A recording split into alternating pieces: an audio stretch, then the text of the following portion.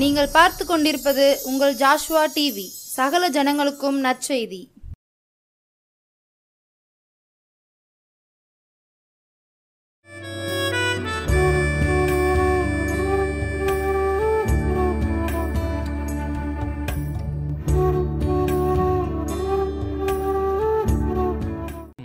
உலக இரட்சகருமாகிய கிறிஸ்து இயேசுவின் நாமத்தினாலே ஜோஷுவா டிவி நேயர்களை மறுபடியும் சந்திப்பதிலே ரொம்பவே மகிழ்ச்சி. நாம் இன்றைக்கு சற்று நேரம் தியானத்திற்கு எடுத்துக்கொண்ட வேத பகுதி யாக்கோபு எழுதின பொதுவான நிருபத்தில் 4ஆம் அதிகாரத்தில் 7வது வசனத்தில் இப்படியாக எழுதியிருக்கு பாருங்க. தேவனிடத்தில் ஆகையால் தேவனுக்கு கீழ்ப்படிந்திருங்கள், பிசாசுக்கு எதிர்த்து நில்லுங்கள், அவன் உங்களை விட்டு ஓடி போவான். அப்படியே நம்ம தலையை தாழ்த்தி செபிக்க போகிறோம். அன்பானவர்களே, தேவனுக்கு கீழ்ப்படிந்திருங்கள், பிசாசுக்கு எதிர்த்து நில்லுங்கள் என்று நாம் தொடர்ச்சியாக இந்த வேத பகுதியை தியானித்து கொண்டு வந்து கொண்டே இருக்கிறோம். காரணம், இந்த உலகத்தில் பொல்லாப்பையும் வேதனைகளையும் நெருக்கங்களையும் துன்பங்களையும் கொண்டு வருகிறவன் இந்த உலக அதிபதியாகிய பிசாசானவன். அதனால அப்படிப்பட்ட அந்த பொல்லாப்புகளிலிருந்து விடுதலை செய்யும்படியாக பிதாவாகிய தேவன் நமக்கு ஆதரவு கொடுக்கும்படியாக, நம்மை விடுவிக்கும்படியாக, நம்மை நேசிக்கும்படியாக தம்முடைய குமாரனாகிய இயேசுவை இந்த உலகத்திலே அனுப்பினார். அதனால இந்த வேத வசனத்தின்படி இன்றைக்கு நாம் மறுபடியுமாக தியானிக்க போகிறோம். அப்படி நாம் தலையை தாழ்த்தி செபிக்கலாமா? கால்களுக்கு தீபமே உம் வேதமே, என் பாதைக்கெல்லாம் வெளிச்சமே உம் வசனமே. சொல்லலாமா நீங்க? கால்களுக்கு தீபமே உம் வேதமே, என் பாதைக்கெல்லாம் வெளிச்சமேவும் வசனமே, என் பாதைக்கெல்லாம் வெளிச்சமேவும் வசனமே.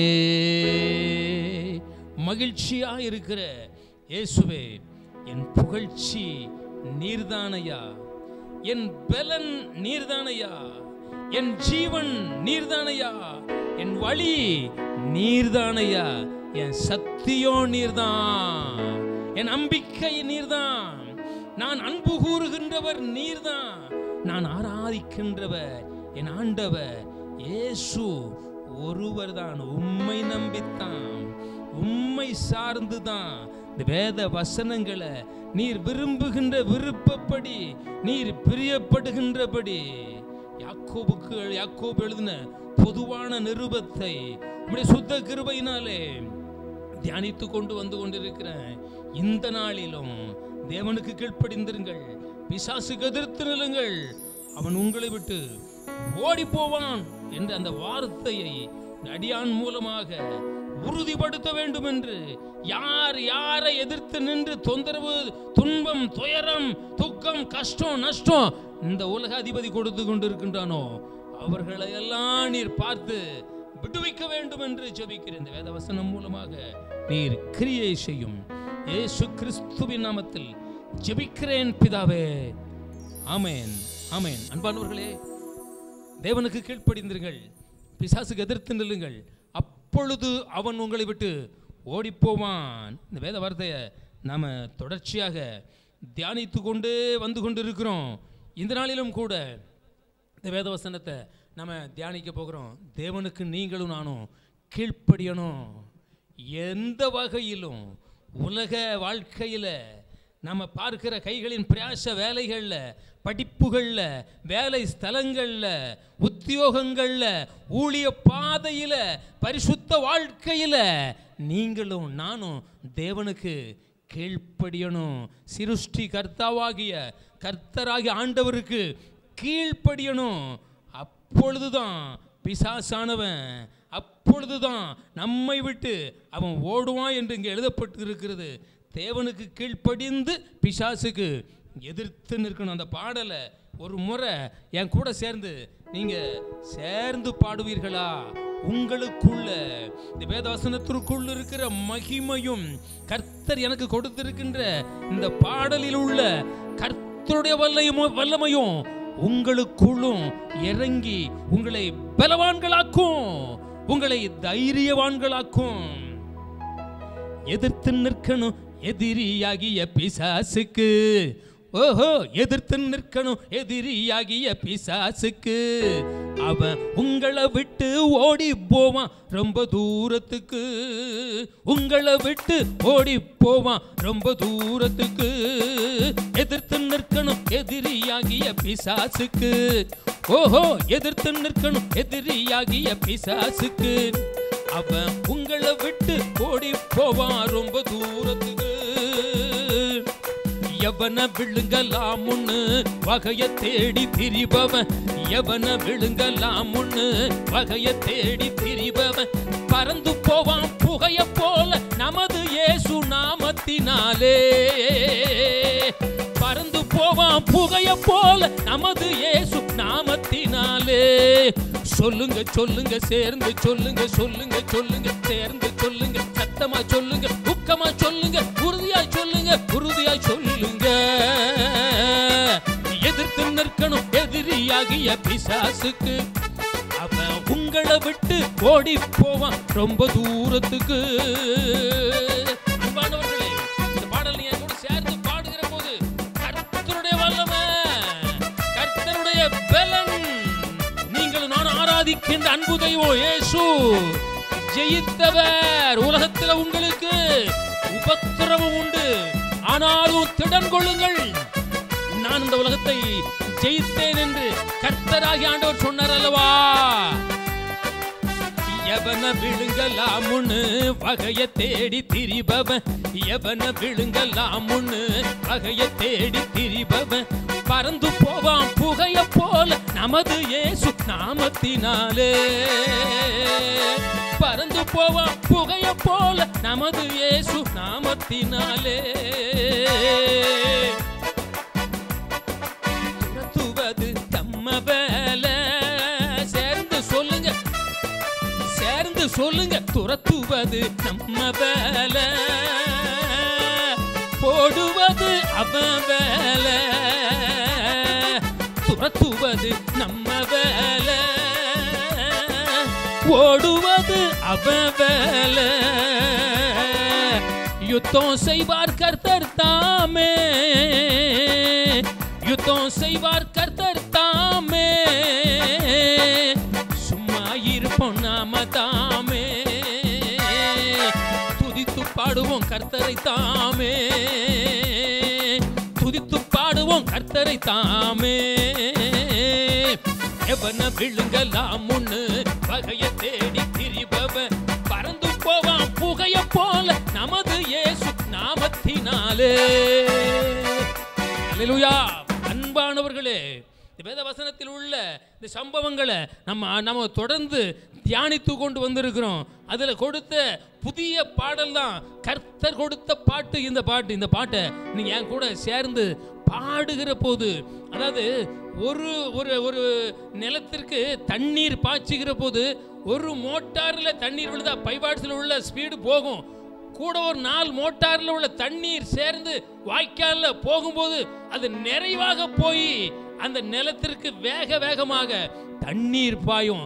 என் கூட சேர்ந்து நீங்க எங்களோடு சேர்ந்து சாலமோனும் இசை கலைஞர் எங்களுடைய இந்த சங்கீர்த்தன வார்த்தையின் நேரத்திற்கு இசை அமைத்து கொண்டிருக்கின்ற சாலமன் அவர்கள் அவங்க ஒரு ஸ்வரமண்டலத்தை கொண்டு வந்து உங்களுக்கு முன்பாக உங்க காதுகள் கேட்கும்படியாக இந்த பாடலுக்கு மிக மிக தெளிவாக அழகாக கர்த்தருடைய மனசு விரும்புகின்றபடி அவங்க இசைத்து கொண்டிருக்கின்றாங்க. எங்களோடு கூட சேர்ந்து நீங்களும் பாடலாமா? துரத்துவது நம்ம வேலை, போடுவது அவன் வேலை. துரத்துவது நம்ம வேலை, ஓடுவது அவன் வேலை. சும்மா இருப்போம் நாம தாமே, சும்மா இருப்போம் நாம தாமே. யுத்தம் செய்வார் கர்த்தர் தாமே.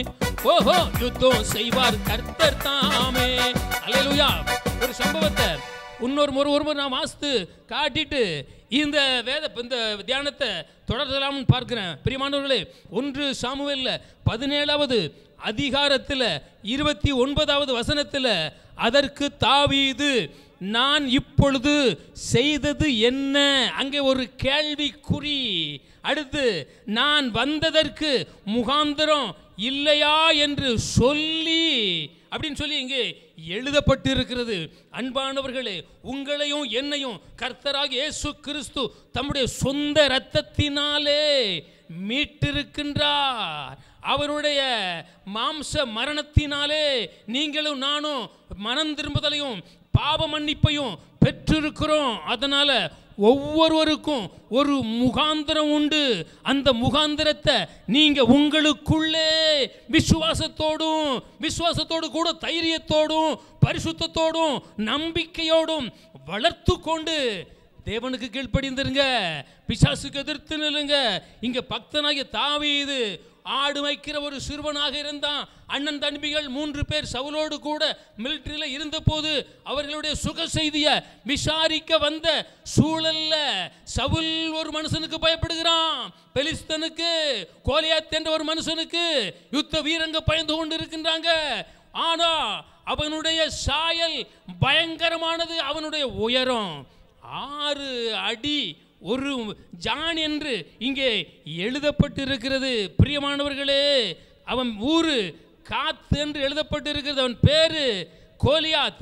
அவன் ஊரு காத்து. அவன் ஊரு காத்து. அவன் பேரு கோலியாத்து. அன்பானவர்களே, ஊரு காத்து என்கிற ஊரில் உள்ள கோலியாத்து என்கின்ற ஒரு வீரன், பெலிஸ்த வீரன். அவன் ஒரு விருத்த சேதனம் இல்லாத ஒரு வீரன். வானத்தையும் பூமியை உண்டாக்கின தேவனாகிய கர்த்தரை தெய்வமாக கொண்டிருக்கின்ற இஸ்ரவேல் சந்ததிக்கு, இஸ்ரவேல் ஜாதிகளுக்கு, சவுலுக்கு, அநேக யுத்த வீரர்களுக்கு எதிராக வந்து நின்று, உங்களில் ஒருவன் என்னை ஜெயித்தீர்களானால் எங்க நாடு, நாங்க எல்லாரும் உங்களுக்கு அடிமை. ஒருவேளை நான் உங்களை ஜெயிச்சிட்டா நீங்க எங்களுக்கு அடிமை அப்படின்னு சொல்லி மார்பு தட்டி கொண்டிருக்கின்ற வேளையில தான் இங்கே இந்த தாவீது தன்னுடைய அண்ணன் தம்பிகளுடைய சுக செய்தியை விசாரிச்சுட்டு வருகிற போதுதான் அவன் இப்படியாக 40 நாள் இந்த இஸ்ரவேல் ஜனங்களை நிந்தித்து கொண்டிருந்தான். தன்னுடைய புய பலத்தை கொண்டு மார்பு தட்டி கொண்டிருந்தான். அந்த வேளையில தாவீதுடைய காதுல அவன் வார்த்தை கேட்டது. தாவீதுடைய கண்ணுல அந்த கோலியாத் பட்டான். இவன் ஒரு விருத்த சேதனம் இல்லாத பெலிஸ்தன் இஸ்ரவேல் சந்ததியை நிந்திப்பதா, இஸ்ரவேலின் இராணுவங்களுடைய தேவனாகிய கர்த்தருடைய ஜனங்களை இவன் நிந்திப்பதா, இவனை நான் ஒரு கை பார்க்கிறேன், இவனை நான் ஜெயிப்பேன்னு சொல்லி அந்த மனுஷனோடு சேர்ந்து யுத்தத்திற்கு போனா. ஹல்லேலூயா. அதைத்தான் இங்கே எழுதப்பட்டு இருக்கிறது. அதற்கு தாவீது, நான் இப்பொழுது செய்தது என்ன? நான் வந்ததற்கு முகாந்திரம் இல்லையா? அண்ணன் தம்பிமார்கள், உன்னுடைய உள்ளத்தில் எவ்வளவு தைரியம்! யுத்தத்தை பார்ப்பதற்கு நீ அதிக தைரியத்தோடு வந்தாய் அல்லவா? நீ கொண்டு வந்ததை எங்களிடத்தில் கொடுத்து விட்டு சுக செய்தியை விசாரித்து விட்டாய் அல்லவா?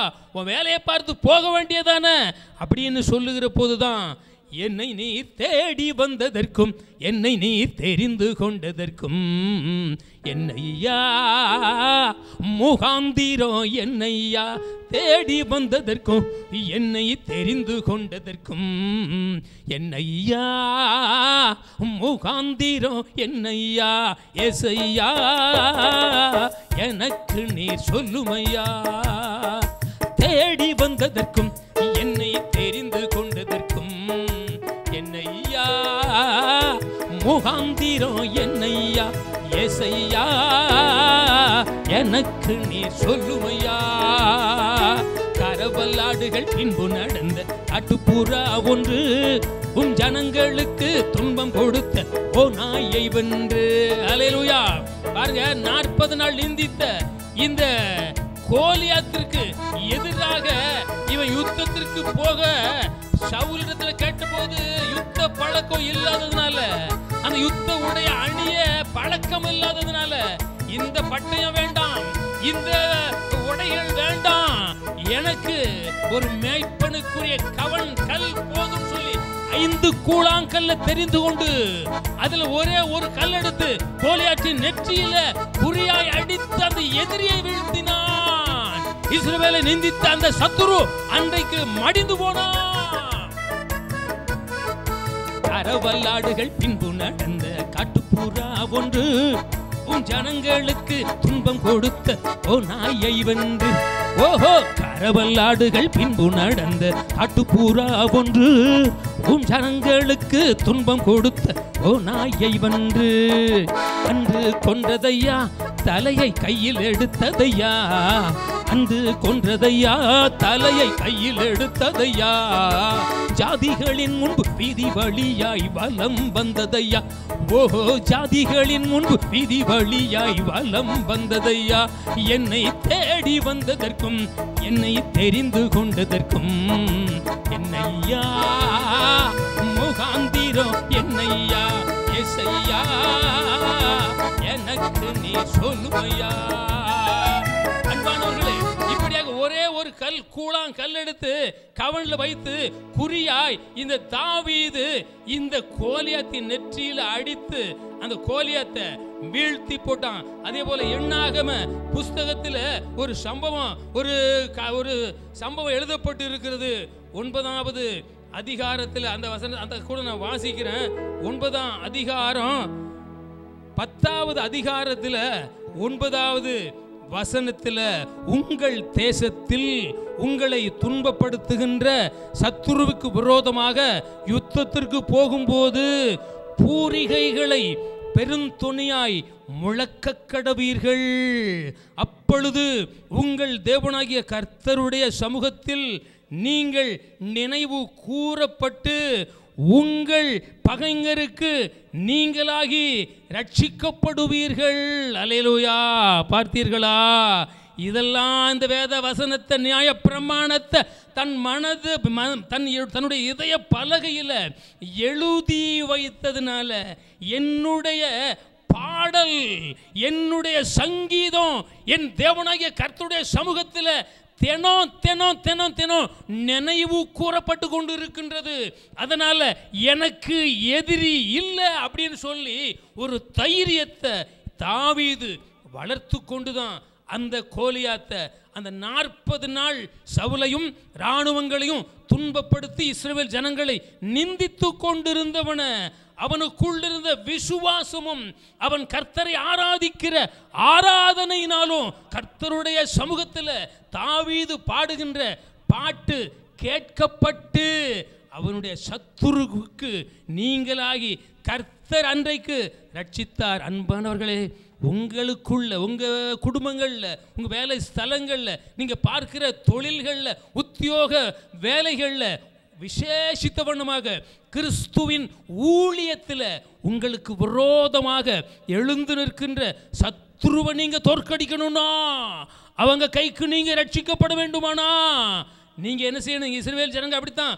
யுத்தத்திற்கு உங்கள் சத்துருவுக்கு எதிராக யுத்தத்திற்கு நீங்கள் போகும்போது பூரிகைகளை நீங்கள் பெருந்தோணியாய் முழக்கணும் அப்படின்னு சொல்லி இங்கே எழுதப்பட்டு இருக்கிறது. முதலிருந்து வாஸ்து பார்த்தீங்கன்னா, மோசேயை நோக்கி கர்த்தர் சொல்லுகின்றாரு, ஒரு வெள்ளித்தகட்டில் 2 பூரிகைகளை செய்வாயாக. அந்த பூரிகைகளை ஊதுகிற போது சபையார் ஆலயத்திற்கு வரணும். அந்த பூரிகைகளை மறுபடியும் ஊதுகின்ற போது அந்த 1000 பேருக்கு அதிபதி மோசே கிட்ட வரணும். அதை பெருந்தொனியாக முழக்குகின்ற போது பாளையத்தில் உள்ள இராணுவம் யுத்தத்திற்கு ஆயத்தமாகணும். அதை பெருந்தொனியாக நீங்க முழக்குகின்ற போது அந்த பெருந்தொனி என் சமூகத்தில் வந்து நினைவு கூறப்படும். அப்பொழுது ஏன் ஜாதிகளை, ஏன் சுதந்திரத்தை, ஏன் சொந்த பந்தத்தை நான் மீட்டு கொண்டு வந்த, நான் சிறையிலிருந்து அடிமைத்தன வீட்டிலிருந்து எகிப்திலிருந்து அழைத்து கொண்டு வந்த ஏன் ஜனங்களை எவன் துன்பப்படுத்துகின்றது அப்படின்னு சொல்லி கர்த்தர் அங்கே அவர்களுக்காக யுத்தம் பண்ணி எதிரியை அளிப்பார். அத மாதிரி ஊழியத்தில் பயன்படுத்தப்பட்டு கொண்டிருக்கின்ற, ஊழியம் செய்து கொண்டிருக்கின்ற, செபித்து கொண்டிருக்கின்ற, கர்த்தரை நம்பிக்கொண்டிருக்கின்ற, இன்னொரு வாழ்க்கைக்கு போக வேண்டும் என்று ஆயத்தமாக இருக்கின்ற உங்களுக்கும் எனக்கும் இந்த உலகத்தில் எதிரிகள் உண்டு. அதனால தான் இந்த பக்தன் சொல்லுகின்றான், அந்த எதிரியை ஜெயிக்கத்தான் நீங்க தேவனுக்கு கீழ்ப்படிந்திருங்க, பிசாசுக்கு எதிர்த்து நில்லுங்க, அப்பொழுது அவன் உங்களை விட்டு ஓடிப்போவான் என்று ஒரே ஒரு வசனத்தை கூட வாசித்துட்டு நம்ம இந்த பிரசங்கத்தை முடிக்கலாம்னு சொல்லி ஆசைப்படுகிறேன். 1 யோவானில் 3வது அதிகாரத்தில் இங்கே இப்படியாக எழுதப்பட்டு இருக்கிறது, பாவம் செய்கிறவன் பிசாசினால் உண்டாயிருக்கிறான், ஏனெனில் பிசாசானவன் ஆதி முதல் பாவம் செய்கிறவனாய் இருக்கிறான். பாவம் செய்கிறான். பிசாசினுடைய கிரியைகளை அழிக்கும்படிக்கே தேவனுடைய குமாரன் இயேசு வெளிப்பட்டார். அல்லேலூயா. பாருங்க, பாவம் செய்கிறவன் பிசாசினால் உண்டாயிருக்கிறான். பாவம் செய்கிறவன் ஆதி முதல் பாவம் செய்கிறான். பிசாசினுடைய கிரியைகளை அழிக்கும்படிக்கே தேவகுமாரன் வெளிப்பட்டார். பிசாசினுடைய கிரியைகளை அழிக்கும்படிக்கே, பிசாசின் கிரியைகள் அநேகம் உண்டு. அதிலே ஒன்றுதான் பாவம் என்கின்ற, அசுத்தம் என்கின்ற, அக்கிரமம் என்கின்ற, மீறுதல் என்கின்ற அந்த ஒரு கிரியைகளை இந்த பிசாசானவன் ஆதி முதல் ஆதாம் இடத்திலும் அவனுடைய துணையாகிய ஏவாள் இடத்திலும் பறிக்க விலக்கப்பட்ட அந்த கனியை பறித்து புசித்ததினாலே, சர்ப்பத்தின் நிமித்தம், சாத்தானின் நிமித்தம், அந்த சர்ப்பத்தின் வஞ்சக பிசாசின் நிமித்தம் அன்றைக்கு ஏவாள் வஞ்சிக்கப்பட்டு விலக்கப்பட்ட கனியை பறித்தாள், புசித்தாள், கணவனுக்கு கொடுத்தாள். தேவ கோபம் மூண்டது. அங்கே அவர்கள் ஒளிந்து கொண்டார்கள். பாவ கண்கள் திறக்கப்பட்டது. இது தேவனாகிய கர்த்தருடைய கட்டளைகளை இவங்க மீறிட்டாங்க. தோட்டத்தில் உள்ள எல்லா கனிகளையும் நீங்க புசிக்கலாம், ஆனா தோட்டத்தின் நடுவில் இருக்கிற நன்மை தீமை அறியத்தக்க ஜீவ விருட்ச கனியை நீங்க புசிப்பீர்களானால் சாகவே சாவீர்கள் என்று கர்த்தராகிய ஆண்டவர் கட்டளையிட்டிருந்தார். இந்த ஆதாமுக்கும் ஏவாளுக்கும் கட்டளையை மீறினார்கள், தேவனை மறந்தார்கள், சத்துருவுக்கு கீழ்ப்படிந்து அந்த பழத்தை, அந்த கனியை பறித்து புசித்து தேவனுக்கு கீழ்ப்படியாம போயிட்டாங்க. அதனால அதன் நிமித்தம் பாவம் அந்த நாளிலிருந்து செயல்பட ஆரம்பித்தது. அந்த ஆதி மனிதன் ஆதாமின் அன்பான துணையாலே பாவக்கனி ஒன்று அன்று இறங்கினது. பாளையத்திற்கு புறம்பே பாடுகள் பட்ட பரிசுத்த கனி சிலுவையில் தொங்கினது. இது என்ன கொடுமையம்மா, என் இயேசுவுக்கு தானே கிடைத்ததம்மா. கொல்கதா மேட்டில் கோலைக்களத்தில் அன்று கோதுமை மணி ஒன்று மடிந்ததம்மா. கொல்கதா மேட்டில் கோலைக்களத்தில் அன்று கோதுமை மணி ஒன்று மடிந்ததம்மா. கோதுமை மணி ஒன்று மடிந்ததம்மா. அதில் குற்றமற்ற இரத்தம் ஆராய் வடிந்ததம்மா. கொல்கதா மேட்டில் கோலைக்களத்தில் அன்று கோதுமை மணி ஒன்று மடிந்ததம்மா. கோதுமை மணி ஒன்று மடிந்ததம்மா. அதில் குற்றமற்ற இரத்தம் ஆராய் வடிந்ததம்மா. இது என்ன கொடுமையம்மா, என் இயேசுவுக்கு தானே கிடைத்ததம்மா. அந்த ஆதி மனிதனுடைய ஆதாமுடைய அன்பு துணை பாவ கனி ஒன்று அன்றைக்கு பறிக்கப்பட்டது. பரிசுத்த கனியாகிய இயேசு சிலுவை மரத்திலே தொங்கப்பட்டார். இப்படிப்பட்ட நிலைய சூழல இயேசுவின் ரத்தம், இயேசுவின் காயங்கள்ல வடிந்து கொண்டு இருக்கின்றது. உங்களையும் என்னையும் இந்த பிசாசினுடைய தந்திரத்தின் நிமித்தம் அன்றைக்கு ஆதாம் மூலமாக ஏதேன் தோட்டத்தில் இழந்த அந்த பரிசுத்தத்தை, அந்த இழந்த தேவ மகிமையை மறுபடியும் பெற்றுக்கொள்வதற்காகத்தான் இயேசு என்ற பெயரில் பிசாசின் கிரியைகளை அழிக்கும்படிக்கு இயேசு மாம்சத்தில் வெளிப்பட்டார். இந்த சம்பவம் எல்லாம் நல்லா எல்லாருக்கும் தெரிந்ததல்லவா? இதை தெரியாதவங்க தெரிஞ்சிக்கிட்டா நலம் அல்லவா? இது அப்பா இயேசு எழுதி கொடுத்த வசனம் அல்லவா? நம்மை அவருக்குள்ளே வளர வைக்கிற களங்கம் இல்ல பாலல்லவா? நீங்க தேவனுக்கு கீழ்ப்படிந்துருங்க, பிசாசுக்கு எதிர்த்து நில்லுங்க. வேத வசனத்தை கொண்டு நீங்க வாசித்திருக்கின்ற அந்த சம்பவங்களை கொண்டு, தாவீதை கொண்டு, இன்னும் எண்ணாகமத்தில் 9-10 அதிகாரத்தில் 9 வசனத்தை கொண்டு, 1 சாமுவேல்ல 17 அதிகாரத்தில் உள்ள அந்த சம்பவங்களை கொண்டு நீங்க எதிர்த்து நில்லுங்க. பிசாசின் கிரியைகளை அழிக்கும்படிக்கே இயேசு மாம்சத்தில் வெளிப்பட்டார். அப்படியே நம்ம ஜெபம் பண்ணுவோமா? நம்ம கொஞ்ச நேரம் இந்த வேத வசனத்தை பாடல்களோடு சங்கீர்த்தனத்தோடு கர்த்தர் விரும்புகின்றபடி பிரசங்கித்திருக்கிறோம், தியானித்திருக்கிறோம். இதை நாங்கள் உங்களுக்கு அனுப்புகிறோம். பரிசுத்தமும் அன்பும் நிறைந்த நல்ல ஆண்டவரே, கொஞ்ச நேரம் வேத வார்த்தைகளை நீர் விரும்புகின்ற மாதிரி, நீர் பிரியப்படுகிற மாதிரி இயேசு என்கிற நாமத்தையும், இயேசு கிறிஸ்து சிந்தின இரத்தத்தையும், இயேசு கிறிஸ்து நீர் எங்களுக்கு எழுதி கொடுத்த வேத வசனத்தையும் உயர்த்தி தியானித்து பிள்ளைகளுக்கு அனுப்பி இருக்கிறேன். இவைகள் சிலது 100ஆக, சிலது 30ஆக, 60ஆக பலன் கொடுப்பதாக இயேசு கிறிஸ்துவின் நாமத்தில் ஜெபிக்கிறேன் பிதாவே. ஆமென். ஆமென்.